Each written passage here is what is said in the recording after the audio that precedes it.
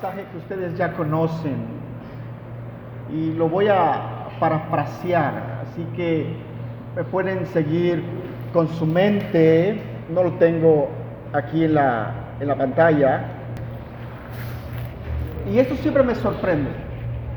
En el libro de Jonás.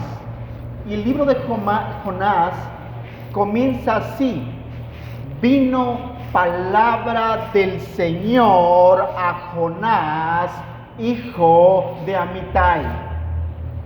Y esto es maravilloso para cualquier comienzo, que la palabra del Señor venga a un grupo de individuos o venga a una persona en particular. Gloria a Dios por eso. Acuérdense qué sucedió. Se le da una orden que vaya a Nínive a predicar. La maldad de ellos había subido hasta los cielos. Jonás se levantó esa mañana y obedeció al Señor.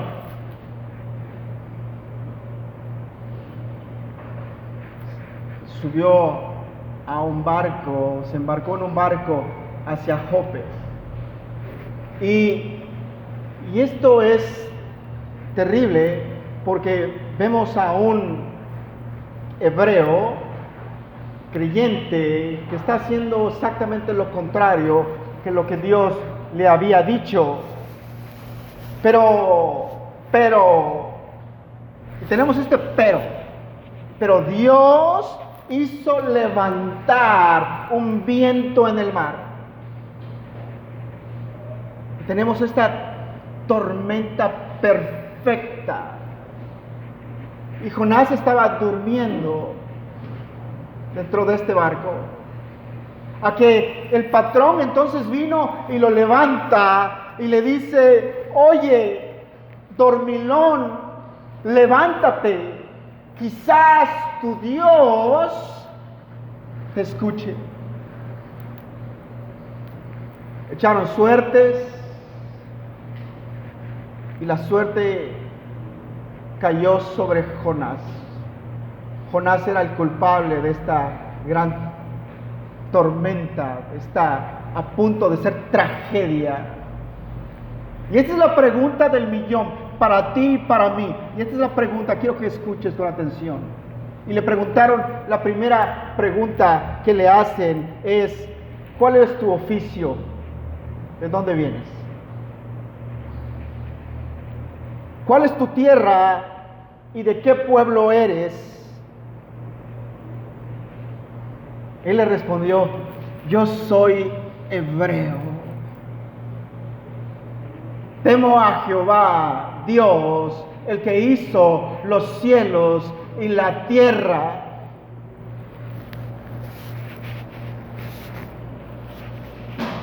¿Escucharon? Esa declaración debería estar en nuestra boca todo el tiempo.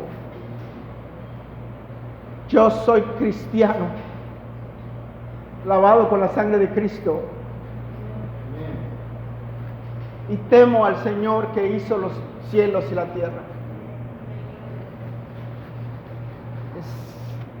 Me estoy un poco movido por estas cosas, la verdad.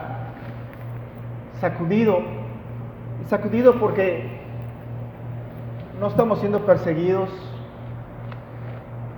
Nuestras persecuciones son mínimas. Y nuestro evangelio es tan débil. Y eso me incluye a mí primeramente.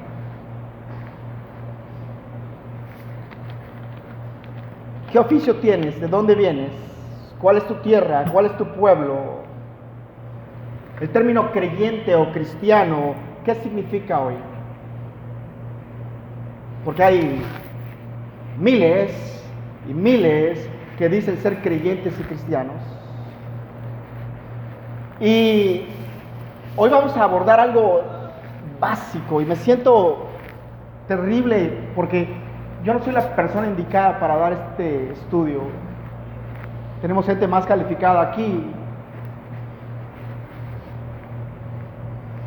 pero me tocó a mí. Cristiano, ¿qué significa? Si hoy te preguntara,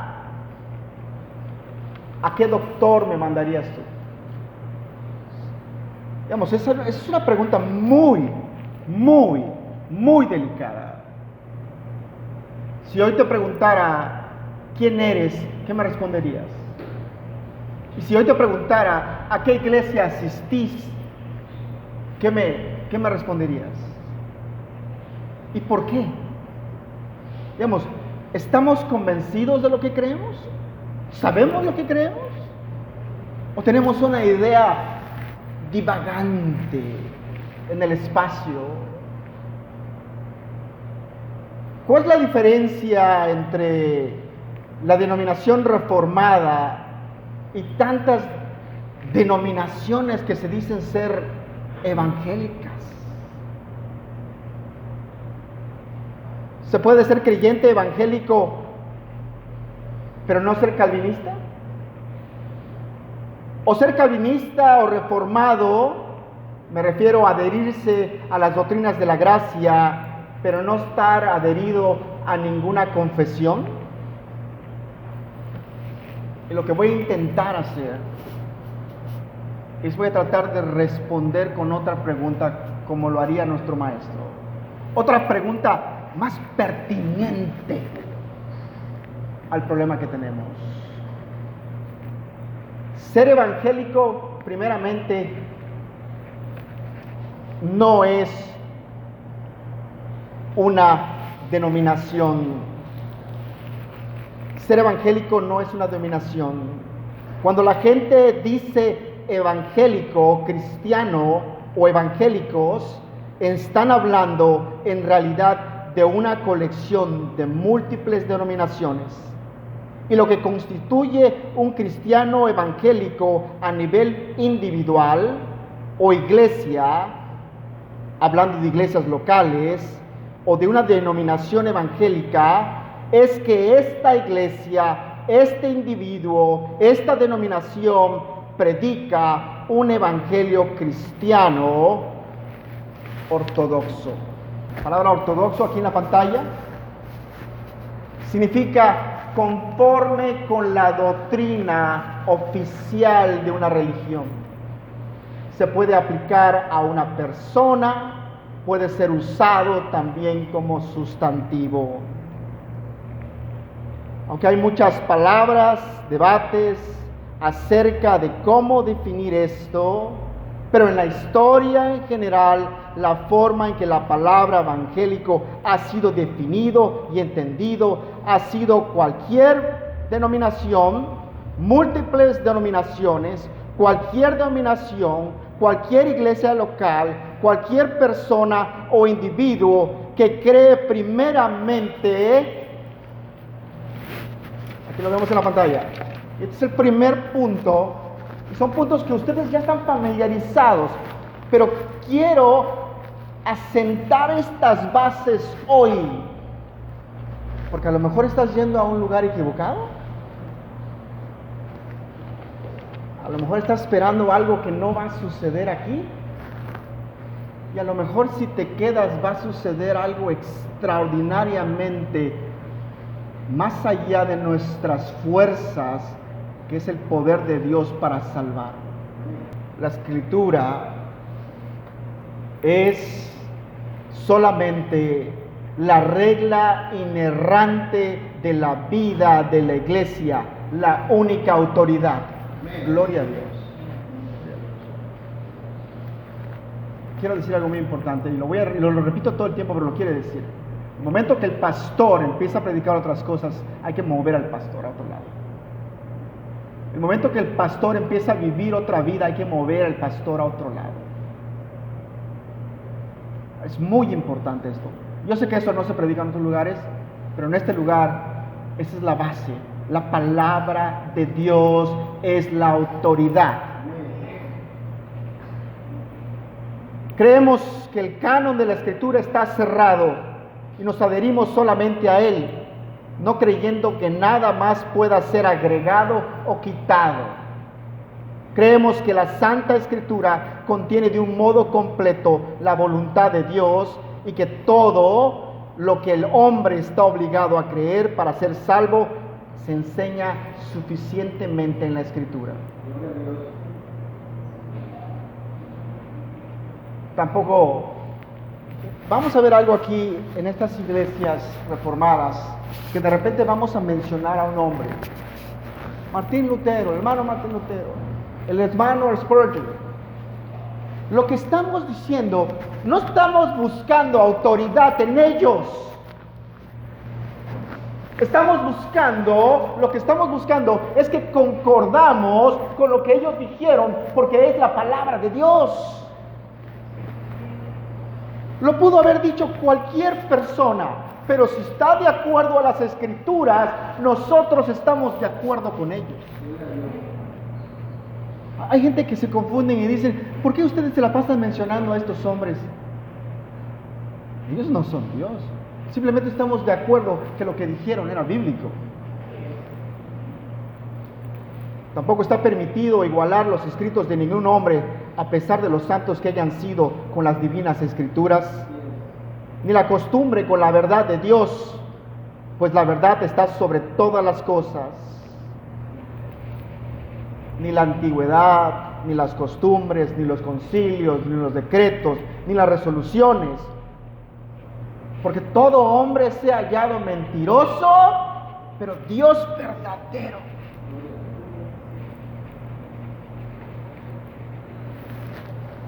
Quiero que entiendas, en lugar de adaptar la fe cristiana al mundo, nosotros debemos adaptarnos día con día a la palabra de Dios. Tengo que hacer énfasis en esto. ¿Saben qué, hermanos? Como me han dicho mis hermanos aquí, podíamos voltear esto. Podíamos llenar el lugar.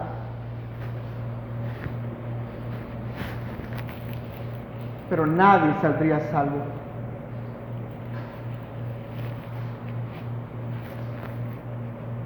¿Qué prefieren?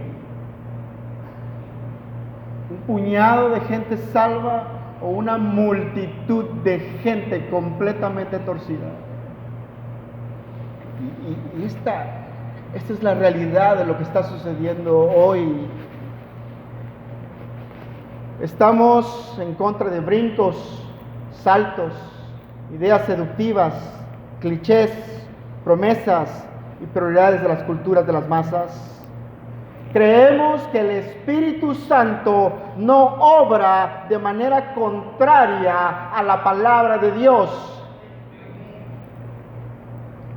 Sin la Escritura nunca hubiéramos alcanzado, sabido la gracia de Dios.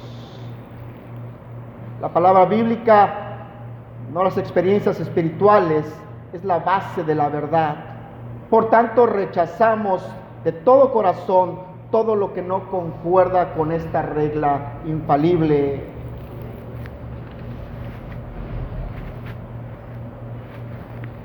La doctrina de que la Biblia es por sí sola la autoridad suprema fue el principio formal de este movimiento, la Reforma. Y quiero que sepan esto, y mencionamos la Reforma como algo maravilloso y algo que Dios usó, y sí es cierto, fue algo maravilloso y algo que Dios usó, pero simplemente volvimos a nuestras raíces. Hermanos, un grupo de gente está tratando de hacer esto, y lo está tratando de hacer no en sus fuerzas. No te equivoques, nunca te equivoques en esto. Lo estamos haciendo porque Dios es bueno y poderoso con su pueblo. Podríamos predicar horas acerca de tantas cosas que Dios nos ha dado. Dios nos ha dado, no nosotros. Nomás quiero que se imaginen por un segundo, a este hermano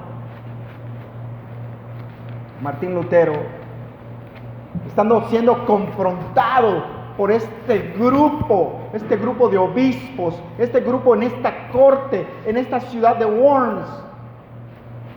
Y este hombre temblando, este hombre ofuscado, de su boca salen estas palabras: al menos que me convenza mediante testimonios de la Escritura y claros argumentos de la razón, porque no le creo ni al Papa ni a los concilios, ya que está demostrado que a menudo han estado errados y se contradicen entre ellos.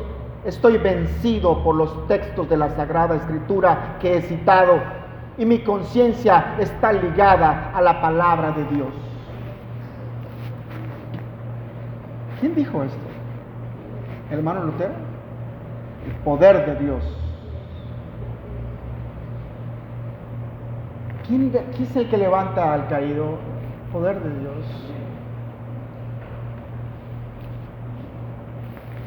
Voy a ir lo más rápido que pueda, hermanos. Justificados solo por la fe, aquí en la pantalla. Reafirmamos que la justificación es por gracia solamente por medio de la fe en Cristo. Estoy afirmando lo que esta iglesia, esta pequeña iglesia local cree. Negamos que la fe salvadora emerge del corazón del hombre pecador. La fe salvadora es un don de Dios y como tal es solo Dios el que la da libremente.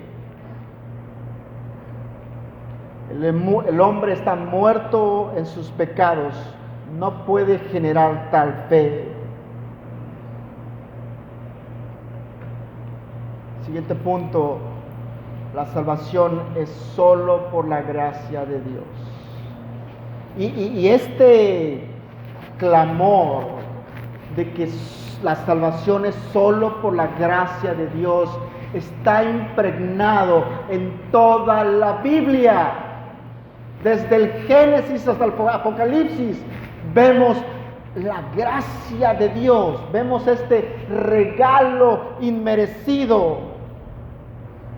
Nuestra postura justificada ante Dios es imputada por la gracia a causa de la obra redentora del Señor Jesucristo. Ahora,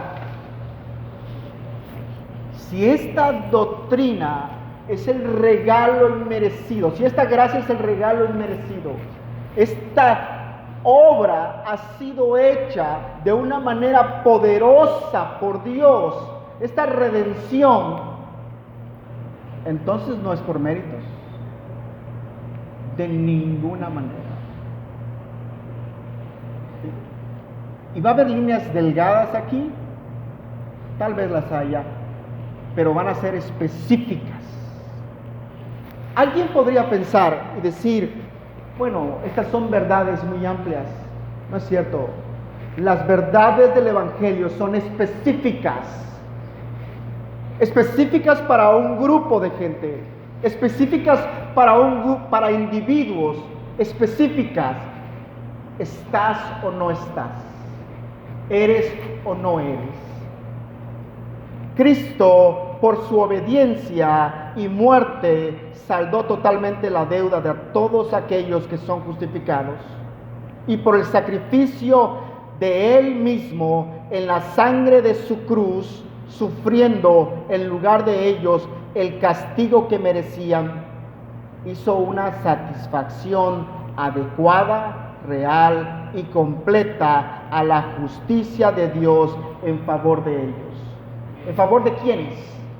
De la iglesia, de su iglesia. Y lo digo otra vez, tiemblo las veces que tengo que pasar aquí, porque esta es su iglesia. Dios ama a su iglesia. Dios rescató a su iglesia. Trata a su iglesia como Cristo trataría a su iglesia. Su justificación es solamente de pura gracia. ¿Se han fijado? He estado diciendo esta palabra solamente. En griego es, en latín es sola. Pero es algo que está parado por sí solo. Es esta columna que está sostenida por sí sola. Vayamos a la escritura. Efesios 1, del 3 al 8. Bendito sea el Dios y Padre de nuestro Señor Jesucristo, que nos bendijo con toda bendición espiritual en los lugares celestiales, en Cristo, según nos escogió en Él antes de la fundación del mundo, para que fuésemos santos y sin mancha delante de Él, en amor, habiéndonos predestinado para ser adoptados, para hijos suyos por medio de Jesucristo, según el puro afecto de su voluntad, para alabanza de la gloria de su gracia, con la cual nos hizo aceptos en el amado, en quien tenemos redención por su sangre, el perdón de pecados, según las riquezas de su gracia, que hizo sobreabundar para con nosotros en toda sabiduría e inteligencia. Este lema define el fundamento sobre el cual Dios acepta a los hombres. La gracia es lo contrario completamente a ser compensado o el pago por algo. Cualquier cosa que una persona merezca o se haya ganado por su mérito o esfuerzo es pago o compensación, pero la gracia no tiene que ver nada con méritos personales. La gracia solo se puede disfrutar por gente que no la merecía. Esto es el Evangelio, hermanos. Quiero que quede claro en la mente de ustedes qué es lo que enseñamos en este lugar. Por la exaltación de esa gracia, que es lo único que ha movido a Dios a salvar a los pecadores, los protestantes abandonaron la confianza en sí mismos y en las promesas de la doctrina romana. Cualquier institución hoy en día que predique que tienes que dar algo o que tienes que hacer algo para ganar la salvación está equivocada.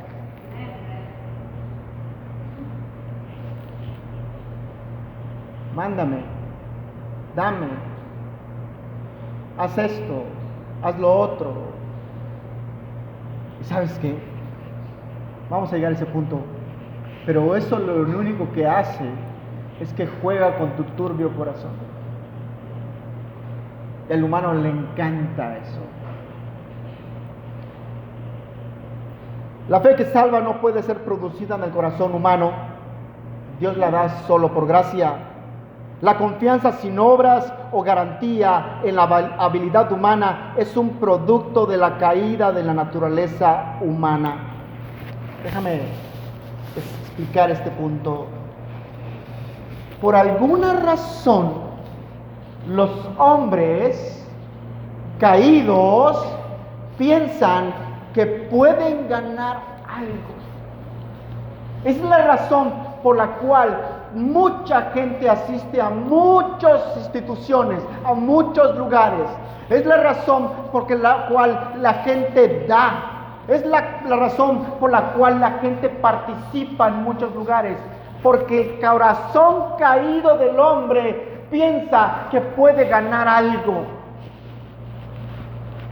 Esa no es la gracia. Esa no es la gracia. La gracia es superior a cualquier cosa. La gracia es el poder de Dios para salvar a los pecadores. Ahora, como dijo el hermano Pablo, por la gracia de Dios soy lo que soy. Pero realmente no fui yo, sino la gracia. Por la gracia de Dios, Él trabajó más fuerte que todos. Pero no fue Él, fue la gracia. Ese es el poder de Dios para salvar. El Evangelio se ha convertido en un producto para vender y pecadores se han convertido en consumidores que quieren comprar el producto. La fe cristiana es considerada como verdadera por muchos, no porque sea verdad absoluta para ellos, sino porque es un método que funciona o les funciona. Estas actitudes silencian la doctrina de justificación. La gracia de Dios en Cristo no es solamente necesaria, sino que es la única causa suficiente de salvación. Confesamos que todo ser humano nace espiritualmente muerto y por consiguiente es incapaz de cooperar con esta gracia que regenera. Un verdadero evangélico estaría de acuerdo que hay muchos que se dicen creyentes que no son creyentes, y estaría de acuerdo que los católicos no son creyentes. ¿Cómo escuchaste? ¿Por qué afirmo esto? Billy Graham, ¿han escuchado sobre Billy Graham? En sus últimos días quiso juntar a los católicos y a los supuestos creyentes. No fue él solamente, ha habido muchos que lo intentaron hacer. Pero esta es la realidad. Hay un abismo entre el verdadero evangelio y el catolicismo. Hay un abismo entre Dios y los hombres. Hay un abismo. Aunque Dios existe en todos lugares, hay un abismo entre Dios y los hombres. Los evangélicos y los católicos no creemos lo mismo. No tenemos la misma justificación, no tenemos la misma fe, no tenemos la misma santificación. No es la palabra como la única autoridad. Es necesario que se conviertan. Hermanos, esa es la realidad. Esto afirmamos nosotros. Y lo afirmamos como una verdad absoluta, como algo exacto. No tenemos espacio. En el momento que alguien difiere de esta verdad, no es salvo. Siguiente punto sería: solo por Cristo, solamente por medio de la obra de Cristo hay salvación. La Reforma hizo un llamado a la iglesia a regresar a la fe, solo en Cristo como único mediador entre Dios y el hombre. Mientras la iglesia romana mantuvo que hay un purgatorio, almas son detenidas allí, son ayudadas por las oraciones e intercesiones de los feligreses, los santos deben ser invocados y venerados y que sus imágenes deben ser veneradas. Los reformadores enseñaron que la salvación es solamente a través de Cristo. Solo Cristo es el que había de venir. Solo Cristo es el que vino. Solo Cristo es el que vendrá. Solo Cristo. Cristo intervino y sigue interviniendo por su pueblo. Tomó el pago que tú y yo merecíamos sobre su espalda. Pagó por todos los pecadores que su Padre le dio. Expió con su sangre todos los pecados que eran causa de la enemistad entre Dios y ellos. Con esa expiación satisfizo al Padre. Vemos solamente hacia Cristo para obtener favor divino. Vamos a la escritura, primera de Timoteo, 2, 5 y 6. Porque hay un solo Dios, un solo mediador entre Dios y los hombres, Jesucristo hombre, el cual se dio a sí mismo en rescate por todos, de lo cual se dio testimonio a su debido tiempo.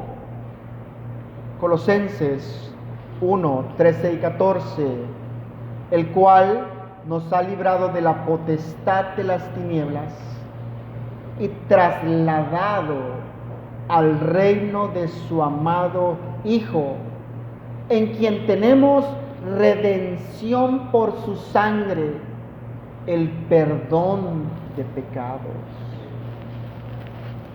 La siguiente escritura aquí en la pantalla: Él es la imagen del Dios invisible, el primogénito de toda creación, porque en Él fueron creadas todas las cosas, las que hay en los cielos y las que hay en la tierra, visibles e invisibles, sean tronos, sean dominios, sean principados, sean potestades.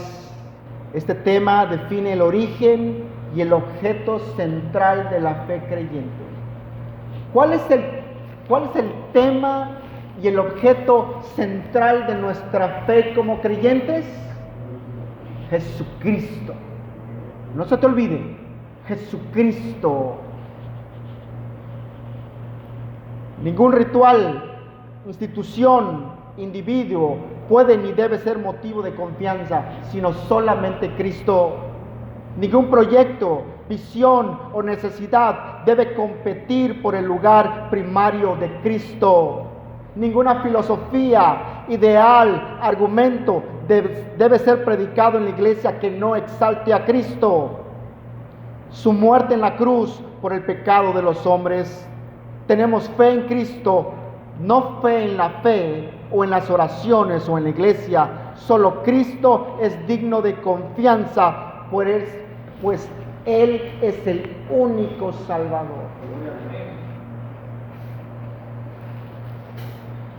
¿Qué ha pasado? ¿Qué ha pasado con las instituciones? Hemos sustituido el bienestar por la santidad. Hemos sustituido la recuperación por el arrepentimiento. Hemos sustituido a la institución por la verdad. Hemos sustituido los sentimientos por creencia. Hemos sustituido el destino por providencia. Hemos sustituido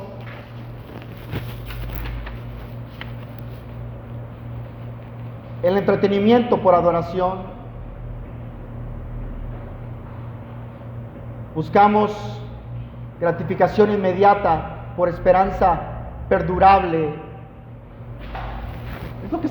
Esto que acabo de decir es lo que se busca en tantos lugares. Gratificación inmediata por esperanza perdurable. Cristo y su cruz han sido desplazados del centro de muchos lugares. Ahora, si le preguntáramos a alguien sobre su negocio, te daría su mejor opinión. Y si le preguntáramos a un historiador ateo, te diría su mejor opinión. Pero nunca acertaría como alguien que ha nacido de nuevo. Pues qué comunión hay en la luz con las tinieblas, y qué concordia hay con Cristo y Belial. Llegamos a este punto: solo a Dios la gloria, solamente se le debe dar la gloria a Dios. La Reforma recuperó la enseñanza bíblica de la soberanía de Dios sobre todos los aspectos de la vida del creyente. Toda la vida debe ser vivida para la gloria de Dios. Pongan atención aquí en la pantalla. Es una pregunta de las primeras en el Catecismo de Westminster. ¿Cuál es el fin principal del hombre? El fin principal del hombre es el de glorificar a Dios y gozar de Él para siempre. Este gran y apasionado propósito fue enfatizado por aquellos en el siglo XVI y XVII que buscaban reformar a la iglesia de acuerdo a la palabra de Dios. Toda la vida debe ser vivida bajo el señorío de Cristo. Cualquier actividad del cristiano ha de ser santificada para la gloria de Dios. La Escritura dice: si pues coméis o bebéis o hacéis otra cosa, hacedlo todo para la gloria de Dios. Vamos aquí a la pantalla, 1 de Pedro 4:11. Si alguno habla conforme a las palabras de Dios, si alguno ministra conforme al poder que Dios da, porque en todo sea Dios glorificado por Jesucristo, a quien pertenece la gloria y el imperio por los siglos de los siglos. Amén. El tema define la esencia de adoración a Dios. Uno de los grandes logros protestantes fue rescatar la adoración espiritual de la contaminación ritual, idólatra, supersticiosa en que se encontraba. El entretenimiento, así como el gusto y la complacencia personal, no tienen lugar en la adoración de Dios. Hoy día la protesta no es contra los poderes estatales que quieren detener la reforma. Esto es muy importante, hermanos. En ese tiempo la protesta era contra el gobierno, contra estos poderes estatales que querían frenar, que habían manchado el evangelio. Hoy la lucha es contra tanta gente que ha cambiado el evangelio del Señor.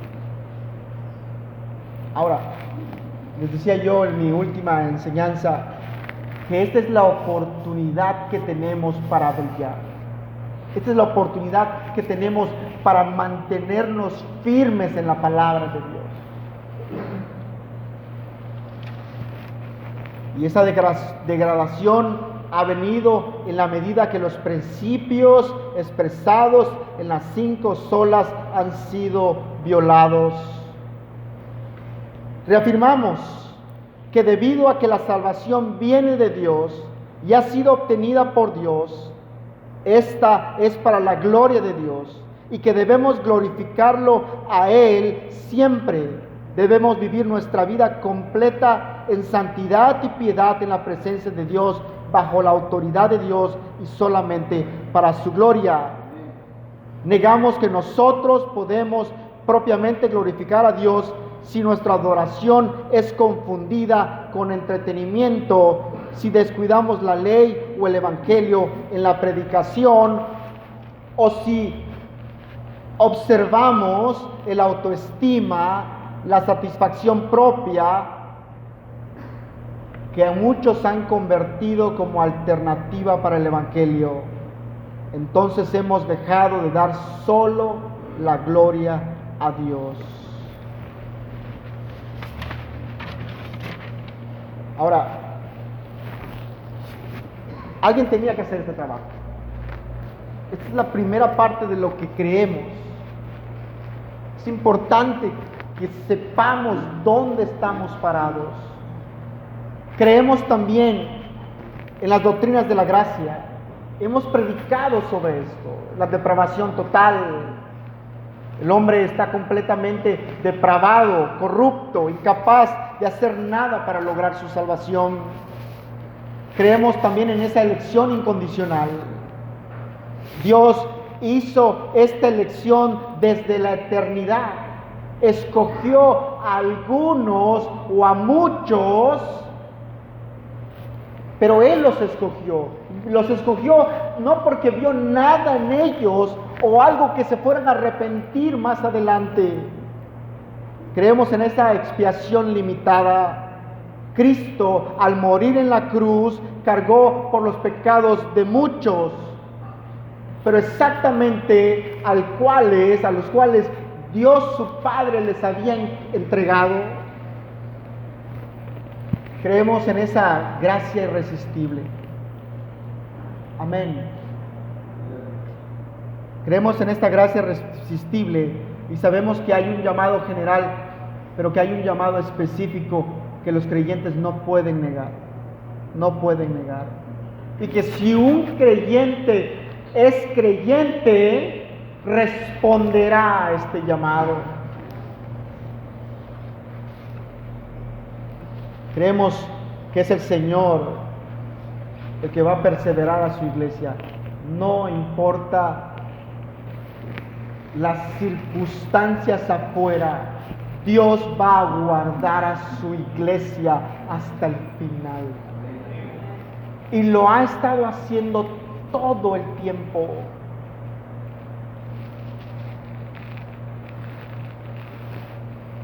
Ya estamos terminando, hermanos. Este principio regulador, reconocemos que solo la palabra de Dios tiene autoridad sobre nuestras vidas. Aquí en la pantalla, y no nosotros mismos. Cuanto más en su casa, que es la iglesia, el conjunto de santos unidos consciente y ordenadamente para adorar a Dios. El principio regulador de la adoración limita los elementos de adoración pública a la predicación, lectura de la palabra, la cena del Señor, el bautismo, la participación de los miembros para edificación del cuerpo, la oración y el canto de salmos, himnos y cantos espirituales. Es muy importante este punto porque es un principio regulador. No adoramos como se nos da la gana. No adoramos con brincos y saltos. Adoramos con cantos, con cánticos, con himnos. Adoramos con la palabra de Dios. Esta iglesia es cesacionista. Reconocemos que la Biblia es la autoridad última de toda información y que ella es la revelación final de Dios. Las Escrituras vistas en su totalidad enseñan que el Espíritu, según su soberanía, prefirió enmarcar su actividad y estructura según los padrones revelados. La Biblia, 66 libros. Esos padrones y no otras revelaciones debe ser el enfoque modelo de las expectativas de la iglesia de hoy. Entendemos que los dones de revelación autoritativa e imperativa encarnados en los órganos de revelación, visiones, audiciones, éxtasis, apostolado, profeta, lenguas y traductor de lenguas, tan prominente en la vida de la iglesia del primer siglo, desaparecieron de la vida de la iglesia cuando se completó el canon escrito. Por lo tanto, los dones de confirmación de la revelación, como el don de sanidad y de hacer milagros, también han cesado. No estamos señalando que Dios no sane o ya no haga cosas portentosas o tan difíciles que nosotros automáticamente exclamamos milagro, sino que en cuanto a la sanidad, afirmamos que Dios puede sanar por medio de la oración de su pueblo y que no está limitado a una persona portadora del don. Y en cuanto a los milagros, que fueron eventos supernaturales para confirmar el mensaje, asimismo han cesado los dones de soporte de estos dones de confirmación, don de fe, don de oración. Asimismo, cualquier tipo de guía externa no es atribuible a estos dones, ni se les puede atribuir autoridad ni imperiosidad a la vida del creyente, sino que siendo posibles por la providencia divina, son dignas de reflexión. Es duro esto, pero esto es lo que creemos. Esa es la verdad. Eso es lo importante, porque el día que te pregunte ¿qué crees tú?, sepas qué responder. Una vez finalizada La compilación de la Biblia acabó la necesidad de dichos dones, quedando los dones de edificación. Es manifiesto, pues, nuestro amor a la palabra de Dios y nuestra responsabilidad de su estudio. Gloria a Dios, hermanos.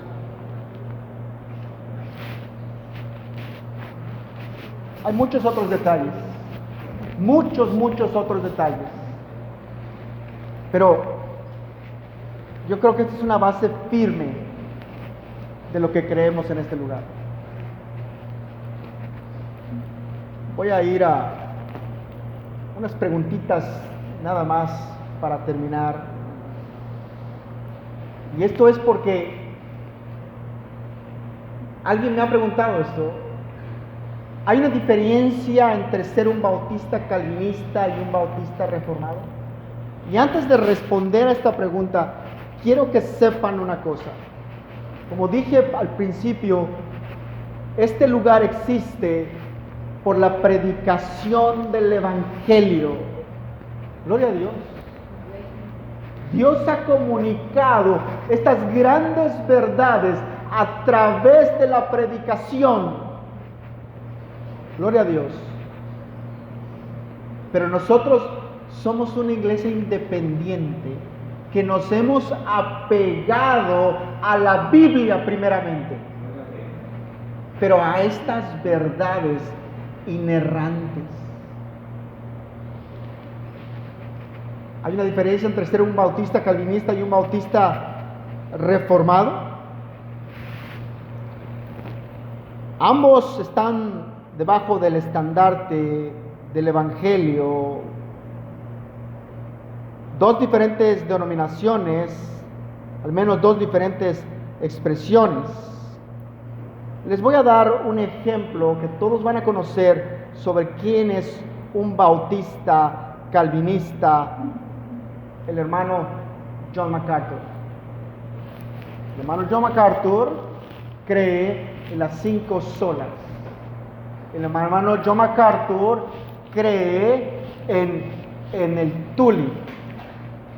Pero el hermano John MacArthur no es un bautista reformado. Ahora les voy a dar un ejemplo de quién es un bautista reformado. El hermano Sugel Michelin. Él es un bautista reformado. Ahora, ¿qué hace la diferencia entre estos dos personas? Los dos navegan con un estandarte que dicen que son creyentes, que son protestantes, que son cristianos. La diferencia la hace por excelencia que el bautista reformado es alguien que es confesional. Esto es muy importante. Y es muy importante porque te has estado perdiendo el miércoles que tenemos enseñanza. Y esa enseñanza hemos estado recorriendo una confesión a la cual nos hemos apegado. El hermano John MacArthur estaría de acuerdo con mucho de lo que se dice en la confesión, sí, pero no estaría de acuerdo con todo. Nuestra postura en esta iglesia es que nos hemos adherido, nos hemos apegado a la confesión de fe de 1689, la confesión de Londres. Nosotros no tenemos una iglesia por encima de nosotros. Nosotros nacimos de la predicación del Evangelio, pero creemos en la Biblia, creemos en la palabra de Dios como esta regla inerrante, pero nos hemos apegado a estas confesiones. Hay otros detalles que no he mencionado, pero esta es nuestra base de la creencia. Somos una iglesia reformada. Somos una iglesia que nació de la predicación del Evangelio. Somos una iglesia que cree en las 5 solas. Somos una iglesia que cree en las doctrinas de la gracia. Somos una iglesia que es cesacionista, que cree que los dones especiales fueron dados en el primer siglo, somos una iglesia que espera la venida del Cristo, de Cristo y el juicio final.